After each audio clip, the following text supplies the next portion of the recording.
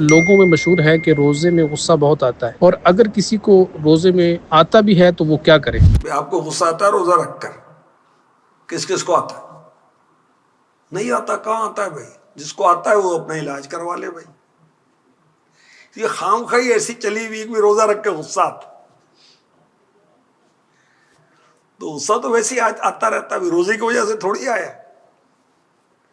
اور غصے کا علاج جو ہے، امیر علیہ سنت کا رسالہ پڑھ کے غصے کا علاج کرو بھائی۔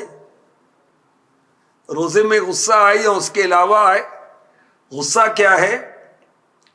تحمل کی ضد ہے، برداشت کی ضد ہے۔ یعنی ہمارے سامنے کسی نے کوئی ایسی بات کی جو ہمیں پسند نہیں آئی، یا ایسی کوئی حرکت کی جو ہمیں پسند نہیں آئی، تو ہمیں غصہ آ جاتا، تو صبر کریں، اس کے سامنے سے ہٹ جائیں۔ یا اللہ یا رحمان یا رحیم اس کا ورد کریں، یا ارحم الراحمین اس کا ورد کریں، اعوذ باللہ من الشیطان الرجیم پڑھیں، انشاءاللہ خیر۔ وضو کر لیں، غسل کر لیں، اس سے بھی غصہ چلا جائے گا۔